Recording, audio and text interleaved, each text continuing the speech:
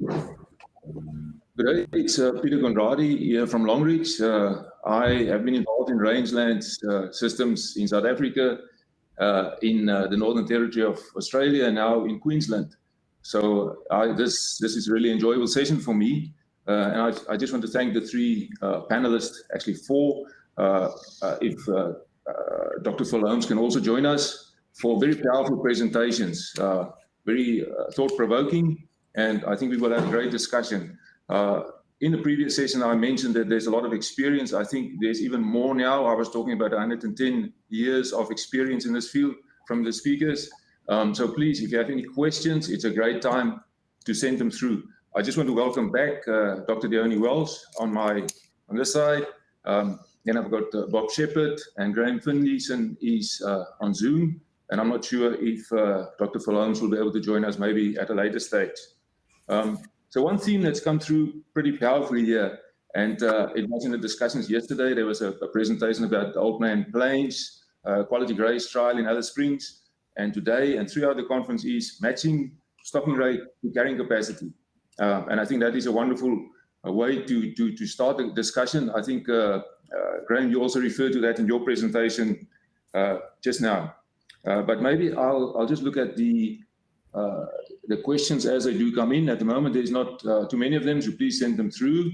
The first one here is from Fran, and that is to Graham. Can you please expand on your selection criteria or thoughts on staff recruitment, which is a very interesting component of what we're on about. And I think, like we discussed earlier, more and more people are looking at the human factor, and staff obviously is very critical. Can you please answer that one? Yeah, that's a tough one. I think it's tough for every industry getting people at the moment. So that's the first thing. I mean, we're not by ourselves in that department, but yeah, it's something we've discussed a lot. Rusty and Christy that are there at the conference, they've been fantastic with that. Looking at the positives, we've got to portray the positives of what we can offer and be prepared to offer things. I think, the previous talk, Bob mentioned a few things there. You've got to get that stuff right. Like the days are gone when you can just expect people to rough it. You have to look after people. It's the challenge for us, I guess, that the manager couples, the families are great. It's the next level down. It's a station hand, assistant manager type role where they might be single. That's a challenge for us because it's not the romantic sort of you're working in a team thing. It's a little bit more isolated. So we try and get people together. Of course, this last 12 or 18 months with COVID hasn't helped with that either. But you've got to try and just deal with those things. I think we've got to think about what we can do. Like if the social thing's a problem, then what can we do about it? We offer good money. It's not just about money. It's about getting some other things right as well. Thank you. The next question is from Andrew Craig, and that's to Dionne. Dionne, you emphasized the importance of matching average stock numbers to long-term carrying capacity. Does this carrying capacity take into consideration, does it take account of the current land condition? To gradually improve the situation, lower average numbers may need to be run. He's asking the question. Right. Thanks, Andrew. Great to see you online. And yes, the short answer is yes. So when we do a carrying capacity plan with a producer, we always give them both numbers. So we work out what the current long-term carrying capacity is. So that's based on how much of the water is currently accessible to livestock, but then also what its current land condition is. So those discounts are built into the system to have the current carrying capacity. But we also work out what the long-term carrying capacity would be if that country was in great land condition and also fully developed and accessible by livestock. And that can be really motivating for people because it then gives them a framework to determine whether it's an infrastructure issue that they need to fix or a land condition issue that they need to fix, or a combination of both. And that helps us set a plan then for how we can go from the current condition, current land, long-term carrying capacity, and try and get closer to that long-term potential. Thank you. The next question here is from Donna Kelly, and this is addressed to Graham. she's interested in your financial model. So she said, I understand, you mentioned that the foreign investors cannot take money home, and I wondered what that meant. I mean, they can't take it all home, can they? You know, like the amount of money that we've spent on the land and on the landscape and paying people, and you know, there's only a portion of profits actually go back. You know, obviously, if and it's not. You know, it's not as if agriculture is the most profitable thing in the world either. I think there's probably, it's just been given a bad rap, and I'm not 100%, for foreign ownership or anything, but I think it's, if people are coming in and spending money and doing stuff, that's better than nobody spending money and doing stuff, isn't it? So, so I think, it doesn't frighten me type of thing. There's been foreign investment in Australia forever anyway. Yeah, I just want to hear, is there any of the other panel members that would like to comment on that? If not, we can move on to the next question there.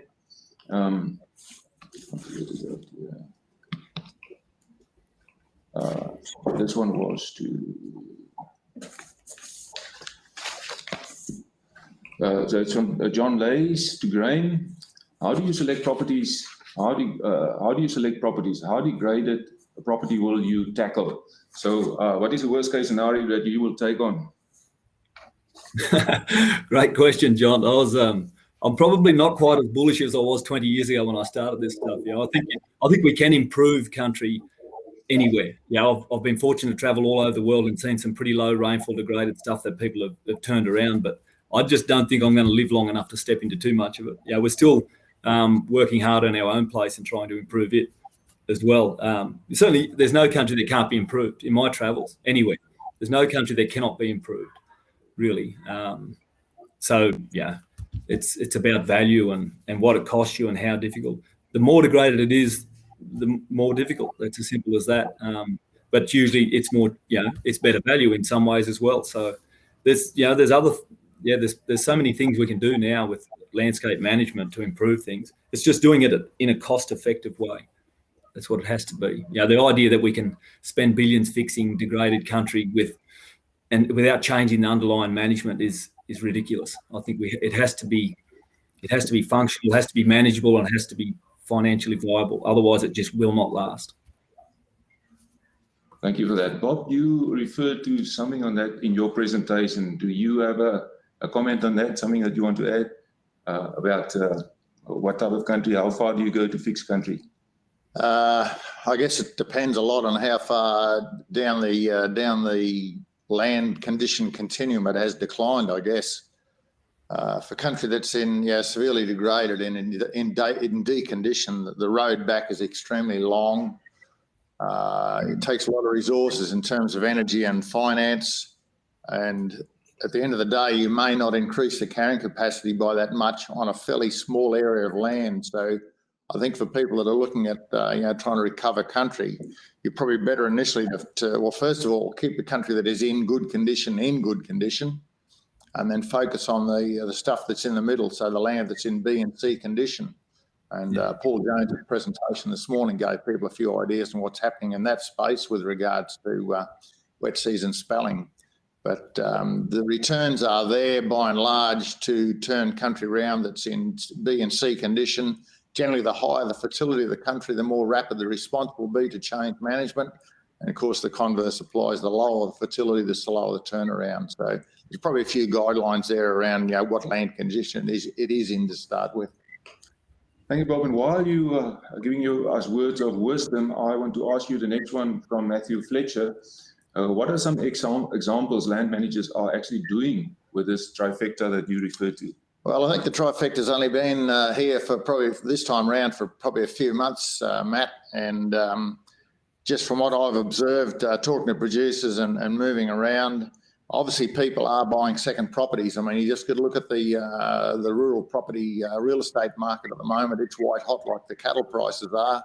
So people are still buying second properties. And as I mentioned in my presentation, I think it's important that they've factored in some risk management strategies that if the industry does go back in terms of lower prices or higher interest rate, or a step back into poor seasons, or for some continued poor seasons, that they can continue to service that debt. Other people, certainly with infrastructure, there's quite a bit of new infrastructure going in. I see a lot of poly tanks heading out on the Flinders Highway every time I drive out there. So there's quite a bit of infrastructure being upgraded, which is a good thing. There's certainly a lot of interest, particularly when we've had a good season in sown legumes.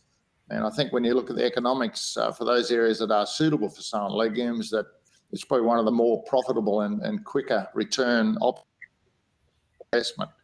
So they're probably a few of the ones, Matt, that people are looking at in my experience anyway. Thank you, Bob. The next question is related to that. And even though we see the innovators and some of the early adopters taking on some of these, making some of these changes, we still see a lot of users, not a higher adoption of these recommended management practices. Now, after listening to some of the presentations, there's a lot of information out there. There's a lot of good advice that can be given. So I want to ask Dionne, and then I might ask the other panel members if they want to add afterwards. Do you want to address this question? Why not higher adoption of recommended management practices? Well, I think firstly it comes down to human nature in a sense. I often think that there's things that I should be doing around my house that I don't get around to doing, even though they would be best practice. So there's a human factor, but it's been my experience that just a lot of people don't have a bead on the financial situation of their business.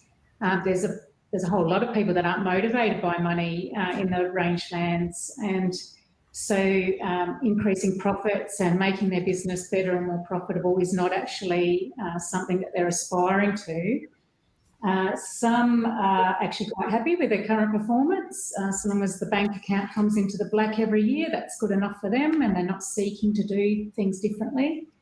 But for others, there's just a very low level of financial literacy. They don't know whether their business is viable, or they don't have the excess funds or cash flow, I guess, in order to put into changing things. And it's difficult for people in that situation, I guess, to understand what's holding their business back, but also what opportunities might be available to them if they don't know where to start. So that's a really big argument, I guess, that Phil and I have put, is that for people who are motivated by those things, the first step is really to go and obtain some greater financial literacy so you can really understand your business and what the constraints and opportunities are for that business.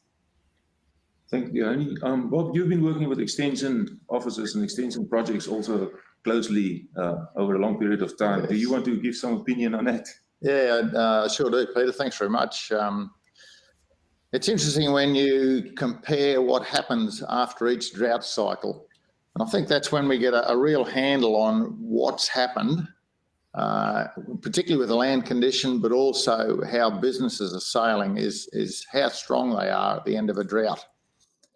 And so I saw some satellite data, this is a few years ago, that plotted pasture cover at not quite a continental scale, but say a rangeland scale.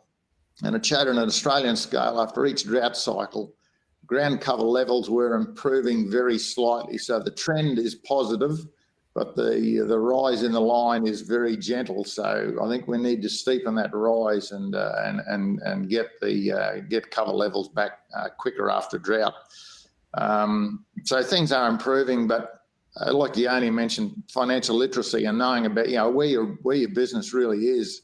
And I find in the extension work I do that often case studies are a good way to get some of this information across, and particularly case studies that focus on the whole business, not just one part of the business, not just the financial bit or the grazing management bit or the livestock performance bit, but case studies that cover the whole enterprise. And also not those real high-flying producers, but the ones that are more probably middle of the road, that fly under the radar, but are still doing a good job. They make very powerful case studies. And I've seen it in, for example, in extension publications that producers will pick it up and they'll have some technical stuff in the front and a few recommendations. If there's 2 case studies in the back, they'll go straight to the back page and they'll read the case studies, and they probably won't read anything else. So I've always been a great fan of case studies. I think it's a very powerful tool to try and increase adoption of whatever practice or technologies. Thank you, Bob. It is so that producers do listen to producers, and we're fortunate to have a number of producers at this conference here. So that's great. Graham, anything from your side on that part of adoption? Oh yeah, it's interested me for 20 years. You know, why did I embrace something and embrace change and go with it when others didn't? That's always been a question. I think it's a question of where people are at that time. You know, it's either pleasure or pain that drives change, and generally it's pain. So we were in a tight spot and we had to do things differently, and I had some country that was degraded and we're looking.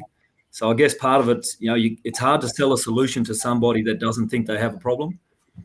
And so if that comfort level's up there, and while, we have higher commodity prices now and there should be good profitability, people are comfortable, and instead of looking at anything, well, if I ran things a little bit better, this is how much it's worth. It's worth that much more. They just don't. It's a struggle. And it's not probably just in our industry either, but yeah, change is a very, very slow thing. Thank you. Graham, there's a question here from Ben, and he's asking, are you measuring any biodiversity indicators to see if your operations are improving through this? We've got monitoring points on the individual stations of our own, but we've also had Judy Earle come in and do a pretty intensive study 3 times. So she looks at all sorts of things from a flora point of view. We haven't got any precise measurements of actual biodiversity. Like, not just biodiversity of plants, you mean biodiversity of everything. But it's generally, anybody that uses this sort of management, that's one of the things you just get more of. There's no doubt about that. You increase biodiversity of everything.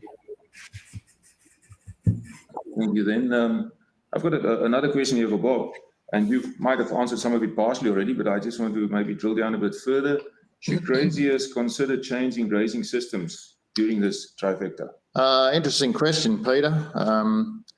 I think with grazing systems, there's a few underlying principles that apply. It doesn't matter what the grazing system is. And once again, they've been mentioned several times over the last 2.5 days, that principle of matching stock rate to carrying capacity and using forage budgets, the incorporation of some sort of wet season spelling or rest in the system. What hasn't been talked about a lot, though, is costs and returns. So what are the costs of capital infrastructure? And I'll come back to that 3 business needs model that I mentioned, that, fair enough, it might be technically sound, it could be affordable, but is it profitable?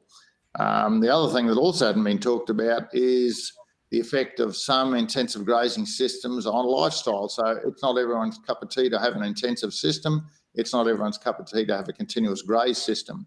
So I think people have got to be comfortable and have got to have the management abilities to manage whatever system they choose. But the underlying principles are the big driver. And I think if people can honestly tick off on the underlying principles, that's where the big gains are to be made.